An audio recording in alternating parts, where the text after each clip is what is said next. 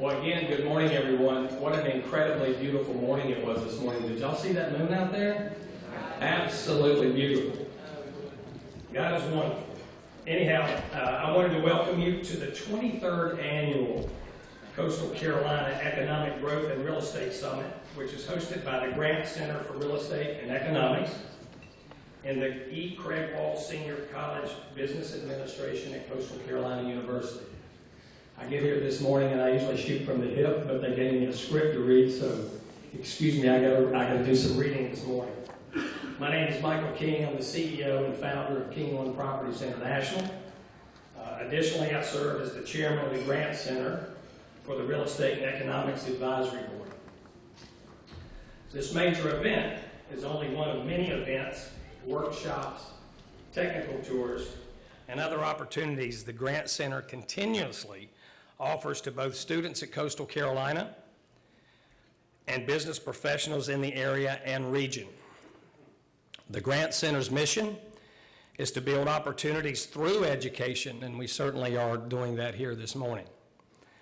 We're joined today by a fantastic line of keynote speakers from Coastal Carolina University, Meade and Hunt, and Womble, Bond, and Dickinson. This year's Growth Summit is the host of the South Carolina Real Estate Awards and the South Carolina Real Estate Hall of Fame ceremony. Our Master of Ceremonies today is Representative Tim McGinnis. Welcome, Tim.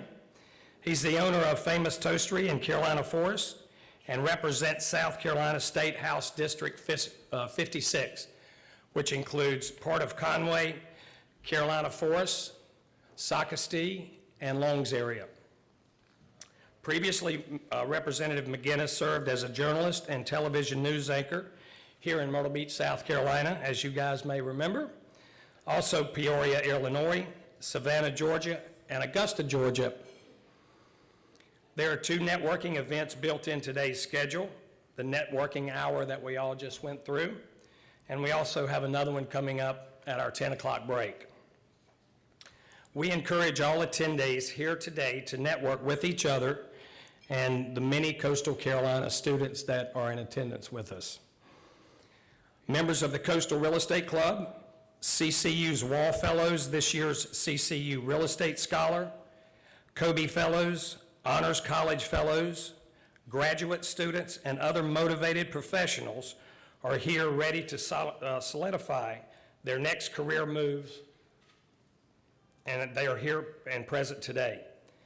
You may be seated next to a student, and if you are, please reach your hand out, welcome them, talk to them, and anyone else that may be sitting around you.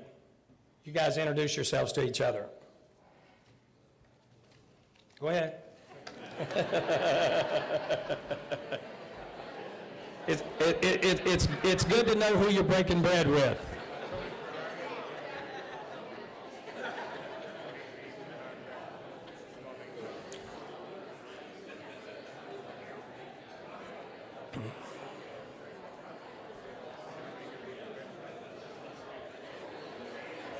You know, the Grant Center was founded by Tony and Carrie Grant. And are Tony and Carrie here today? They're not here.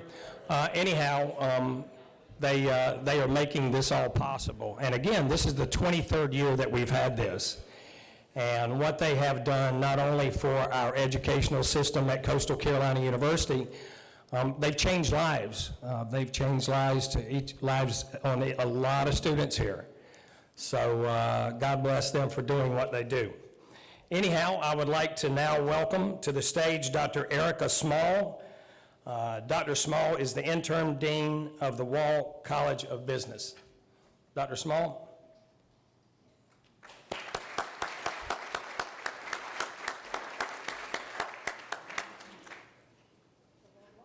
I know. Welcome this morning. Thank you so much. Thank you so much. Good morning. So it is such a fantastic gathering we have here today. So thank you all for being here. Yes, I am Erica Small. I'm the Dean of the Wall College of Business at Coastal Carolina University. And I welcome you all to the 23rd Annual Economic Growth and Real Estate Summit. I'm shorter, so I want to So it's really so great to see all these faces in the room, particularly after the bit of a hiatus we had last year due to COVID. It's so great to be able to come back together in this way to share information, to share insight that benefits our community. And it's that opportunity that makes me really so proud to be part of the Wall College and Coastal Carolina University. So before we begin, I want to recognize members of the University Board of Trustees who are with us here today. You probably met them at your tables, and also members of the Wall College Board of Visitors who are here with us today, as well as all elected and appointed officials who have joined us. It is really through the committed support of these leaders that we are able to strengthen the Wall College and the university. So, and of course, as was mentioned, all of this would not be possible without Tony and Carrie Grant's gift in 2016 that established the Grant Center for Real Estate and Economics and their continued support of its mission. So thank you to them, who are hopefully watching online. And I'd like to take a moment to thank Valbridge Property Advisors and Appraisal Institute for being the breakfast sponsors, providing the breakfast that we've all shared this morning during the summit, and Horry Georgetown Home Builders Association for being our South Carolina Real Estate Awards and South Carolina Real Estate Hall of Fame sponsor. We can thank them, by the way. I've got a lot of thank yous to do today, so. Yes, so, and thank you to our many corporate sponsors that you see here on the screen who have helped make this event a success, and there are a lot of them, so bear with me, but each of them deserves the appropriate recognition. So I'll go through them, you can read them on the screen, but thank you very much to Appraisal Institute, Valbridge Property Advisors, Famous Toastery of Carolina Forest, Horry Georgetown Home Builders Association, King One Properties International, E.F. Hucks and Associates, Rivertown Property Inspections, Santee Cooper, Coastal Carolina Association of Realtors, the City of Myrtle Beach, Coastal Carolina National Bank, CoStar Group, Conway National Bank, Long Bay Valuations, Myrtle Beach Regional Economic Development Corporation, Inspire Coastal Grand, the Jackson Companies, Venture Engineering, Waccamaw Regional Council of Governments, Carolina Cool, Century 21 Bowling and Associates, Conway Chamber of Commerce, Corning Federal Credit Union, Myrtle Beach Area Chamber of Commerce, the Litchfield Company, and of course, the Tony and Carrie Grant Fund. So wow, what a remarkable group of sponsors. Thank you. An amazing support.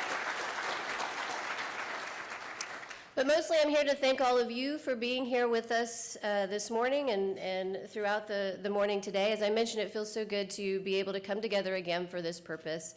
I hope the discussion will enrich your perspectives and on important issues facing our community. So without further ado, it is my distinct honor to be able to introduce our first keynote speaker, Dr. Robert Salvino.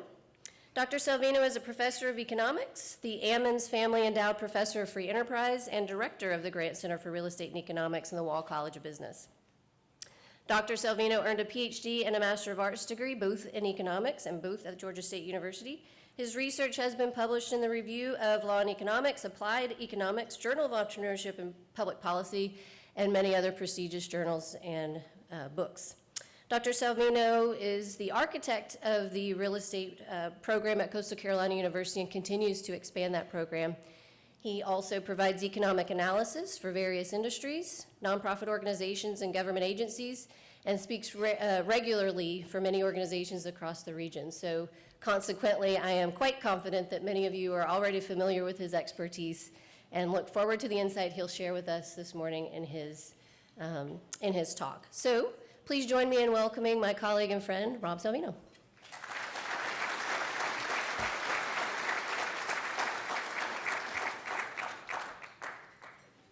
Yeah.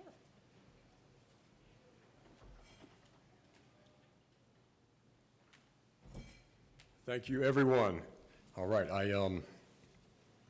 I have to say, thank you, Dean Small, no longer the interim dean, the new dean of the Wall College of Business. Congratulations. Okay. Thank everyone again for joining us today. Before I present, I also would like to introduce a very special group here in attendance. We have our real estate scholar, Tyler Thurman, seated there. He's the Grant Center's Real Estate Program Scholarship for this academic year. And Tyler has been doing fantastic stuff, and some of you already know him because he's working out in the community already, working with commercial real estate and sitting with some of our Valbridge partners talking business today. So Tyler's been fantastic. Thank you, Tyler. We have leadership from the Coastal Real Estate Club here as well. This club has gone well above and beyond this school year to bring dynamic educational speakers to campus.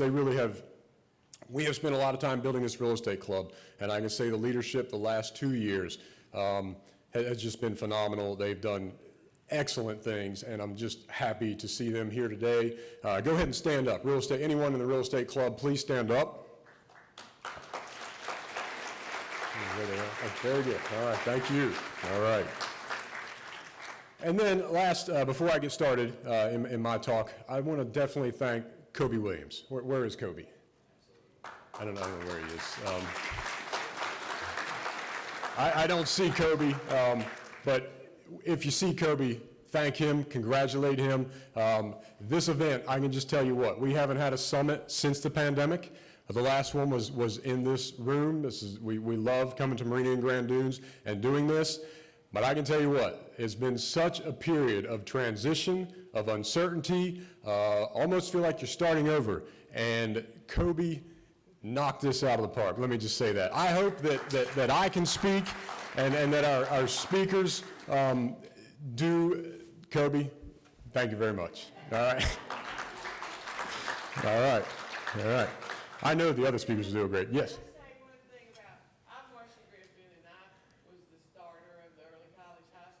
Very good. And he is our graduate. Thank you. There you go. Early college, high school. Absolutely. And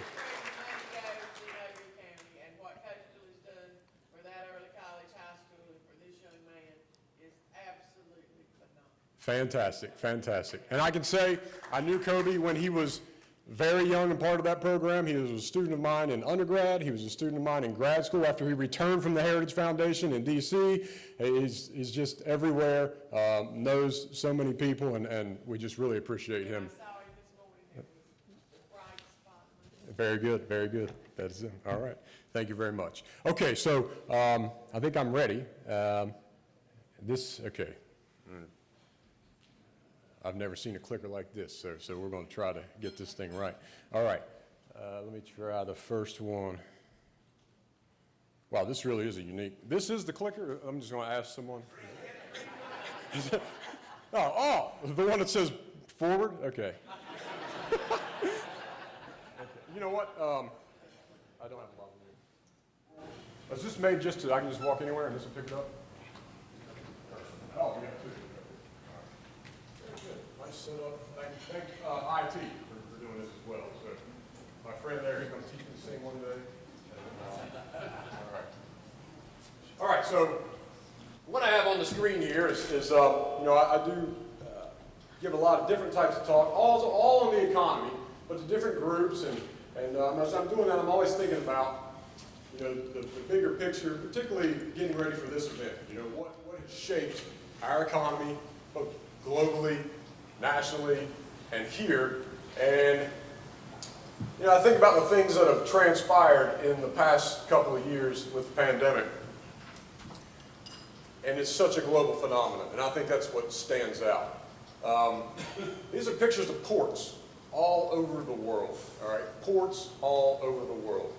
And the discussion of congestion at ports, for example, right? This is such a unique phenomenon in the midst of a pandemic that caused a recession and then an expansion immediately, and yet getting product to places all over the world, insatiable demand all over, certainly the United States, created immense challenges, right? But for us here in Myrtle Beach, it turns out it just might have been, we are one of the luckiest places maybe on the planet with the way everything has transpired. I have a very long-run perspective. Some of you might be saying, well, I'm still waiting for some of these transactions, right, whatever. Long-run perspective is what I maintain. But this is basically our economy. There's a couple of houses in Queens, New York, all right, for sale, snow, right? Sell those houses, make a boatload of cash, come down to Myrtle Beach, buy yourself some dinner, and sit on the beach and order your stuff from Amazon, work wherever the heck you might be. Maybe you're working for Microsoft, I don't know. That's the rumor, that a bunch of Microsoft people are now moving here and working from Pawleys Island. But that's kind of the picture of our economy here, and what's been developing for a really long time. It really got kicked into high gear with the pandemic, right? So that's the story. Thank you. To me, it actually is. Just look at that and say that's it. But no, supply and demand. Okay, so real quick, nobody likes to look at these things, but honestly, that actually is the picture of what's happening and what will happen, right? That actually is it. I promise. Dr. Edwards, our chair, you could look at this and score it for me, and it's actually accurate. So when the pandemic hit, we had a huge demand pullback, right? Nobody could work. Supply was not present. And then all of a sudden, we had a huge injection of cash into the system. And we had a level of demand that the jump was unprecedented. But we had supply constraints that have never been seen in modern history. Price level starts to really inch up fast, right? Inflation starts to begin, right?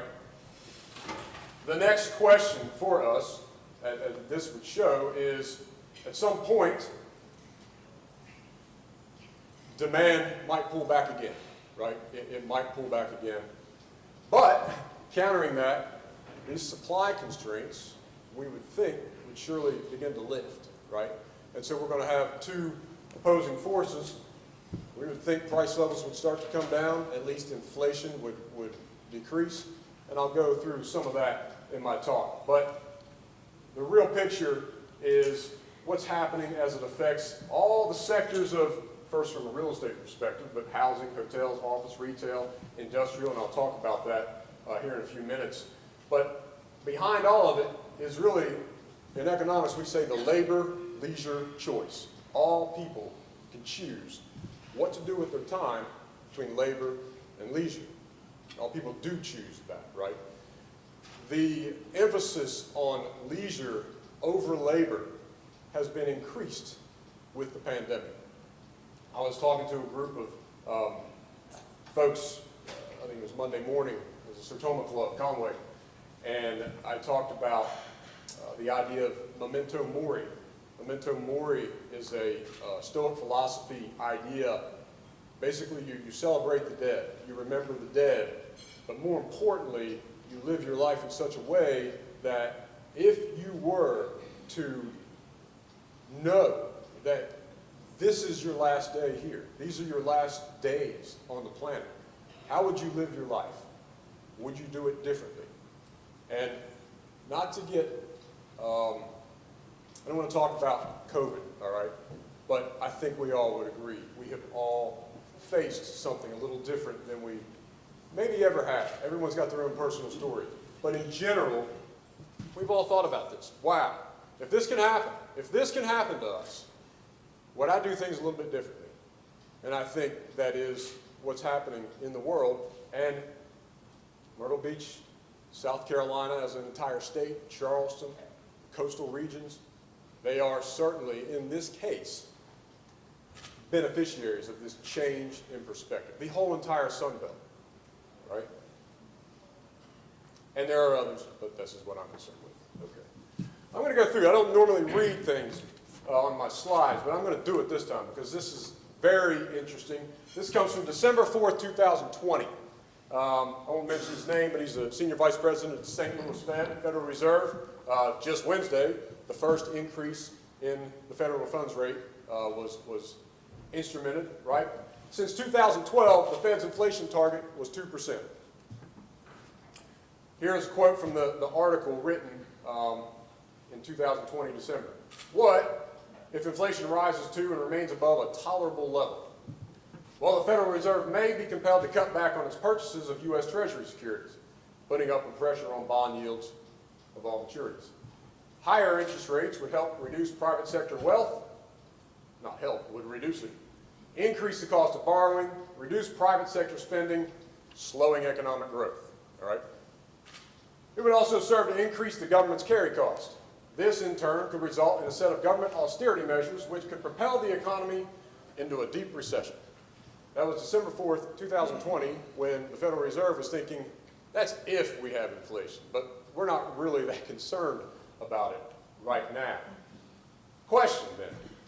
They said, if we have intolerable inflation, well, is 8% then tolerable? Apparently not, right?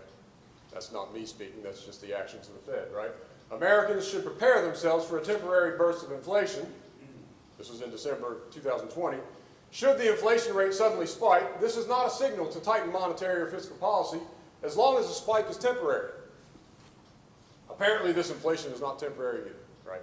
Because these are the actions that have begun to take place, and there may be 6 rate hikes in 2022, right? So a quarter point was the first one. If we did, so maybe 1.5% to 2.5% would be the ultimate goal, or we've been sitting at 0 for quite a long time. Markets have actually responded positively, right? And at the Conway Sertoma the other morning, many in the room felt these need to go up really high. We've got a significant problem. The debt burden is extreme. And the Fed needs to take even more extreme actions. So it could be the case that with the quarter here, quarter there, another quarter, this slow, gradual, expected increase that does tame inflation, maybe it doesn't send us into a complete recession, the likes of which we saw in 2008, 2009, which fundamentals are different anyway. We don't have the same type of instruments available for mortgage purchases, for example, that we did then. No doc loans, interest only, those types of things. We're in a different environment. All right, back to the microeconomics. So my story basically for today is, this morning, the paradigm shift is already underway. Everything we're seeing happen in the economy, particularly in this region, has been underway for many, many years. It's been our story. It's just that the movement forward, it's an acceleration, right? And I think it's, I don't know who said it, maybe it's Warren Buffett. Money doesn't change people. It just makes you more of what you were before, right? So Myrtle Beach, South Carolina, Charleston, the coast, it's becoming more of what it was already moving toward before the pandemic happened, right? Migration to the Sun Belt, retirement of boomers, e-commerce balance shift from brick and mortar. No surprise, nothing new. That was actually begun in the 1980s. It's just taken a long time. Then the smartphones, right? All these different things, and then just everybody adopting purchasing on Amazon or whatever the heck you might be using, right? The pandemic changed our habits. Read Atomic Habits, I forget the author's name. And it's become a habit. Okay, an anecdote. We might learn more about this later this afternoon or early noon. Co-working spaces, as an example, co-working spaces. And this is a story here. Co-work NYR, ahead of its time. Some of you in the room may have been affiliated with Co-work NYR. I got to know them as soon as I started with business plan competition at the university. They helped us turn it into a pitch competition. They had a fantastic space at a bank down in Myrtle Beach. The rent might have been a little high. The attraction maybe wasn't exactly what they wanted. They kind of changed gears a little bit. Fast forward, I don't know how long it's been, 7, 8 years. We have HTC Aspire Hub, Emerge. Been down there. Their business model looks tight. It's working. People have already kind of adapted and adopted this new way of doing things, and I think it's going to be successful. Microsoft, the rumors I've already mentioned. This is part of that change. So one of the first people I met with the Tech Council had done exactly this type of thing, came from Boston, said I could live anywhere, came to Myrtle Beach. Well, at the time, it wasn't exactly what he needed or expected to be able to lever up his startup, and he took a different direction. But this may be changing today, particularly with something like people from Microsoft, people from other companies. You take a company personnel member from all over the United States. You throw enough of them into a place, you got more than a handful, ideas, you're starting to change the way ideas are spread, right? And that's what it takes. This all bodes well for the Grand Slam in the long run, right? I'm not talking about what might happen in the next year or two, but certainly the long run. So let's look at the different aspects of real estate. Industrial.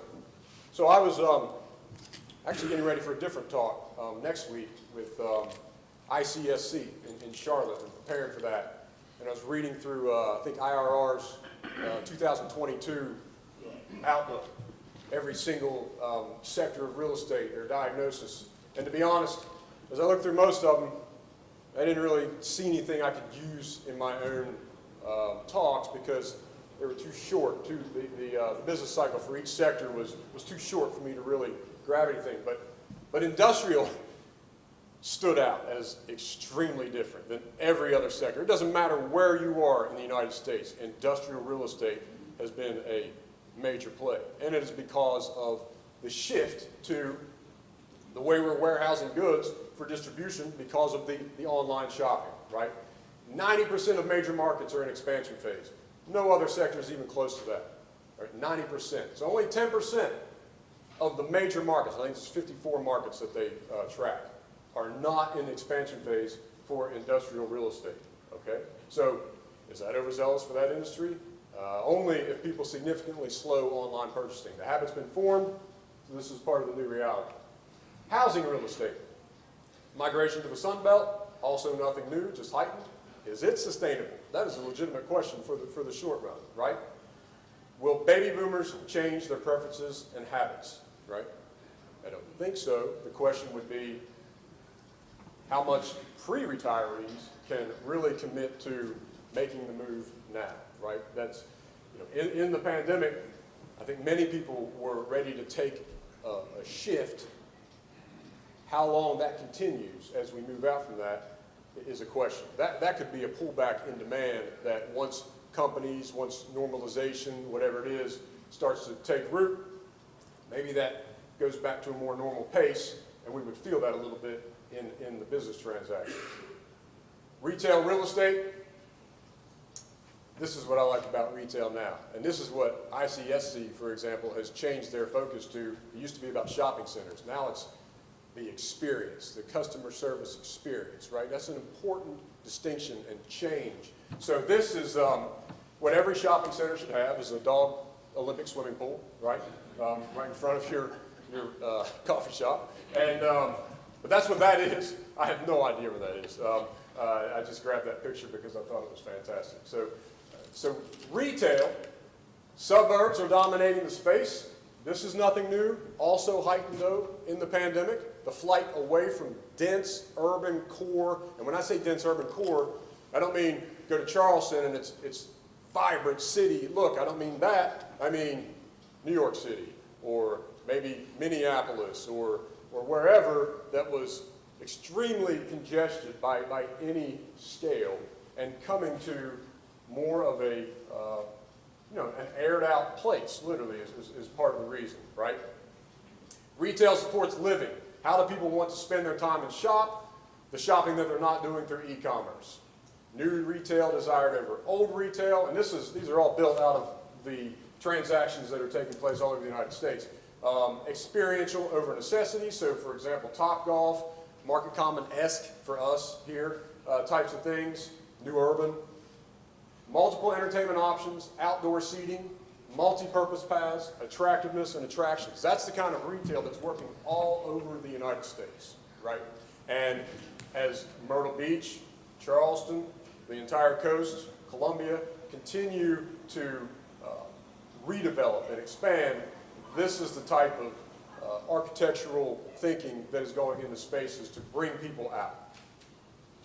Malls are largely out, unless you're in Southern California. I was in Southern California for a soccer tournament, went with my wife to get my iPhone fixed, and literally almost can't walk through the mall in Southern California. They like to shop there more than anyone in the world, I think. It's everybody's still in a mall. It was like it was 1985, and I couldn't wait to get out. Although I was enjoying looking at it, I just was amazed, right? But most places, that's just not not going to captivate people. Office real estate. There's another area where we're lucky for a perverse reason. Myrtle Beach was just not an office place. It's not where, we started our commercial real estate program a few years ago. CBRE, Colliers, on and on. They're not monitoring commercial space in real estate because of the lack of the office presence. It's not a major factor here. Well, fortunately now, right, because office space, Nationwide Insurance. I used to work for Nationwide. I used to carry a cup even in my classroom. I loved working at Nationwide. There is a huge Nationwide building in Phoenix. My daughter graduated from here a few years ago, moved out to Arizona, and I was driving and I saw this big Nationwide building. I think it was in November, middle of the week, middle of the day. I thought people were all back to work. No cars in the parking lot, not a single car. And then I looked at the next insurance building, nothing. And I talked with a friend of mine that still works at Nationwide as a lifer. He said, yeah, they're indefinitely, we are not returning to office. Anywhere for the office type positions at Nationwide Insurance. That's a huge negative effect in areas that are highly dependent on office, all right? I'll go back to memento mori. Many people don't want to work in an office, right? Times have changed. It's not the escape that it once was. You used to be able to smoke and drink in your office, right? I mean, everybody had their bottle, their nice crystal ashtray, and you just kick back, and it was the office. When you coming home? Might not, right? Sleep on the couch. I'm cool. That was not me, by the way. It's baby boomers. All the baby boomers in here know that that's actually the way it was, right? You take all that away, and there's no wonder that people are saying they'd rather work from home. All right, leisure and hospitality real estate. Again, we're just lucky. I get STR's report. I go through it every single week. I look at that thing, and it breaks it up by economy, luxury, interstate or roadside, urban, suburban, and without question, the only places are really beach-type destinations. They have returned to at least where they were in 2019, and that is saying something. Because every other category in their analysis for hotels is not even close to where they were in 2019. Very low is what I mean, right? Unfortunately. So we have lucked out there. Golf has experienced a return. I did some consulting for a case involving golf a few years ago, and I thought, this is slam dunk. Golf's dead, right? I mean, make that stuff into housing, right? This is not a difficult question, right? I'm sorry, but that's what's going to be done to your place, right? Pandemic, all of a sudden, resurgence in golf. People want to be out on the golf course when this happens, right? So, again, lucky for us, we've got a ton of them. The labor-leisure trade-off. If you're not at the office, you're on the golf course in Myrtle Beach, right? So, fortunately for us. Okay, closer look at building at the beach. This is single-family permits. This is just Horry County.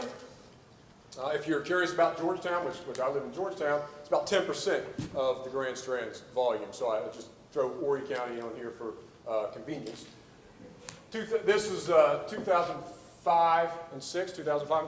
Obviously, 2021, we have now eclipsed the pace of single-family building permits for the year 2021 over 2005 and 2006. Okay, I've been forecasting here since I think 2011. That was an indicator that always made me nervous. It's like, are we getting close to that? Are we getting close to that? That's not a good thing. Not a good thing. Not a good thing. This many years out, how many years is it? Is it really 17 years? Is my math correct? 17 years from that period doesn't seem possible to me. That's a lifetime for like my daughter, right? And so you could really ask yourself, is it just the amount of, and we could do the analysis, and if Buddy Hutch was in here, I'm sure he's already done this, he's already done it, and a lot of you others have done it. It could be about right now, 17 years removed. We may not be as overheated as we would have thought 8 years ago, for example, right? But that's where we are. So let's look at new build prices. This is median price through the years. This is 2003 on the left to 2022. This is MLS for the Grand Strand. So this was your 2006-07 spike. That was at 250,000 for a single-family home, new. We're looking at 320 most recently. All right, so we have surpassed that, but again, we're talking on this chart even, that's 20 years, right? That's a 20-year, if we did the rule of 72, it'd be 24 years for 3% growth per year. It's not really surprising. New build closings, so the volume, this is just going back to 2012. We have seen a slight decline in activity, and really that's interest rates, right? Interest rates surpassed 4% for the 30-year mortgage for the first time since, I can't remember, but anyway, a new benchmark surpassed on the negative side, we could say, right? Just for real estate. Single-family pre-owned prices, real quick, let me check my time before I get too much into this. Okay. They'll get a 9:15, Kirby? I'll assume that. All right.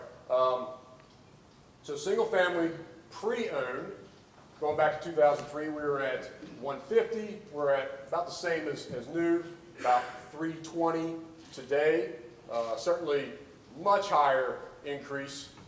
Here, existing homes, you know, the constraint on existing homes is different than new. We build in South Carolina. We build homes, right? So you don't see the price appreciation in new housing that we do in existing housing in this part of the country. We flip over to San Francisco, for example, you got the exact opposite thing going on where they do not build, right? You want to build a house in San Francisco, it might take you 3 years to get the permit approved, right?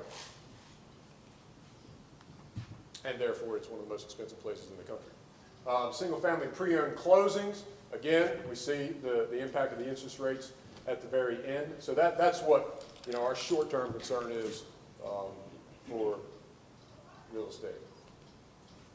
Condo pre-owned, which we translate into everything else. Condo pre-owned prices. So condo, this is very interesting here because before 2005 and 6, certainly a huge run-up in both volume and price, but new construction that didn't return after the bust, 2006-07, because the type of product was no longer feasibly underwritten at the same pace, certainly not in Myrtle Beach.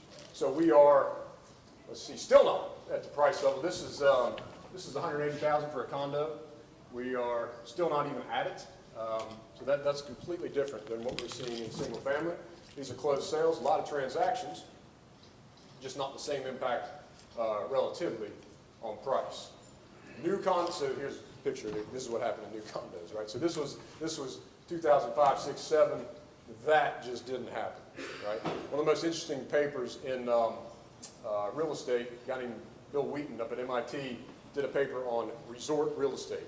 Does supply prevent appreciation? And he was looking at ski resort real estate up in New Hampshire.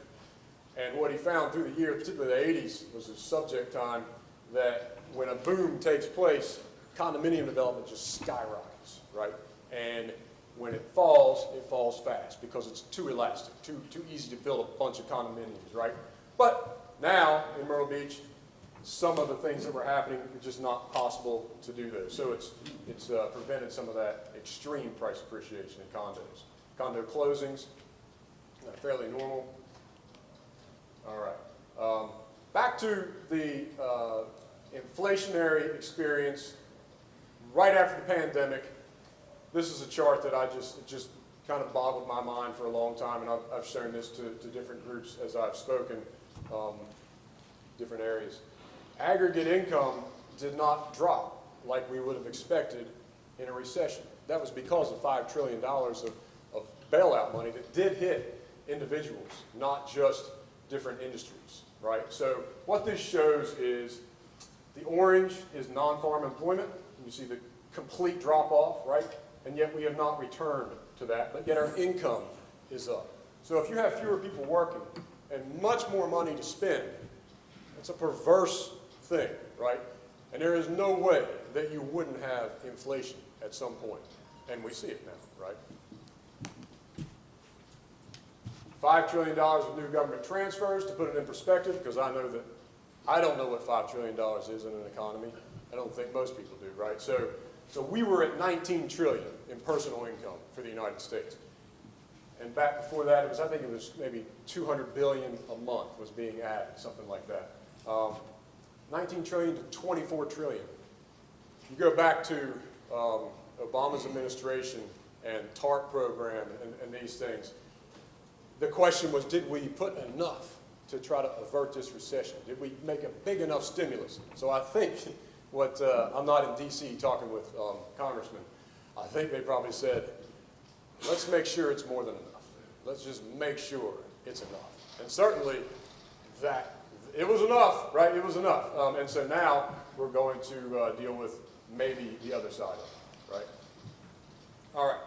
$5 trillion in perspective. If you were given it to everyone in the United States, it's been $15,000 a person. $15,000 a person is what that would amount to. So it's a lot of money to inject into the economy when you have fewer people working and fewer goods and services are able to make it into port, right? There's no question that is inflationary. All right. Interest rates. So I used to say I stopped forecasting interest rates a long time ago because they just never went above zero, right? And if it went to Europe, you'd say that they're even negative, right? And I think the long-term perspective is the central bankers of the world would like to see them close to zero. John Maynard Keynes, in his general theory, in the back pages of that book, advocated a 0% interest rate. Keynes's belief was that was the best way to more equally distribute income across different groups of people, right? Making debt more and more cheap, right? So it's been my long-run perspective that that's what central bankers around the world are trying to achieve, basically around zero.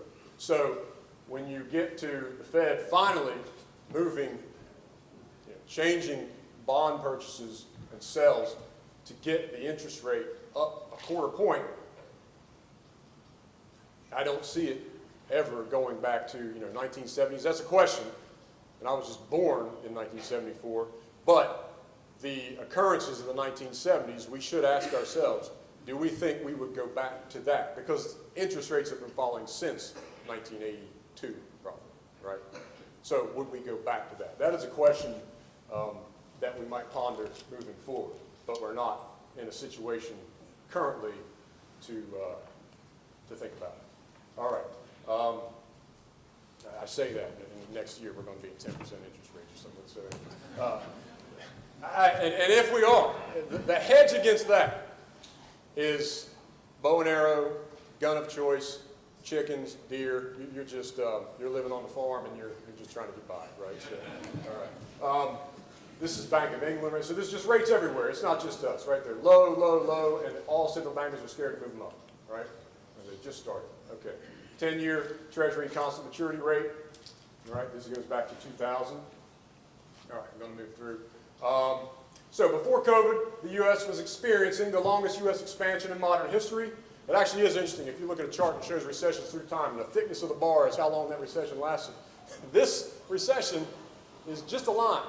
There's no thickness to it. That could be concerning. But if you look at recessions since the 1980s, they have become further apart and of shorter duration.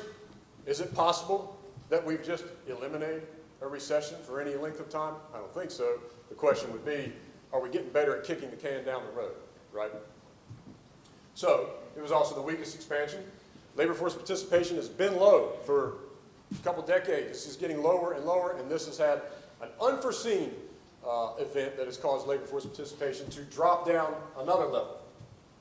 Residential investment was strong before the pandemic, it's strong now. Low interest rates, just starting to tick up. Trade uncertainty, particularly with China.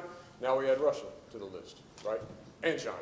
And so, and quite seriously, this is serious, right? I mean, this is, I don't think in my lifetime I would ever have been thinking about this. Good friend of mine here, I was just with him yesterday from Poland. I went to Poland in 2014 when Crimea was being built up against, from Russia, Lithuania. I went to Lithuania. My wife's from Lithuania. That's not why I went. It's just convenient. And you've met my wife. She doesn't look like she's from Lithuania. That's just her heritage, by the way. So anyway, I'm not lying on stage. We drove through Poland. We sensed what was going on over there. And my friends two daughters are in Poland. They live and work there now, and they're concerned, without question, extremely concerned. I don't talk about it a lot on here because I'm not a geopolitical economist talking about this, but certainly this is what we're all really thinking about. COVID hit, the silence was deafening. Government-induced recession in the U.S. did not last long. Recovery has been bizarre because policies created perverse constraints and incentives, which I've talked about. $5 trillion of government transfer payments, lower labor force participation, residential and all other investment has been strong, even lower interest rates, now they're rising. Trade absurdity with China and everyone else. The growth of transfer payments, if you want to look at it from that perspective, that's what that money went into. So it took those as a percent of national income from 17% up to 34%. That's what happened, just like that, right? All right? Marriott had 10,000 job openings, for example, in the summer of 2021. These were just extreme shocks to markets. Real quick, I want to show this because Myrtle Beach, our hotel data, we cannot compare it to 2019 because we changed sources of our data. They're not comparable. So the closest thing on this list, the only thing that's even close to where it was in 2019 is Norfolk, Virginia Beach, because it's the only one that is not completely dominated by office on this list. So we would be closer to them. They are almost even.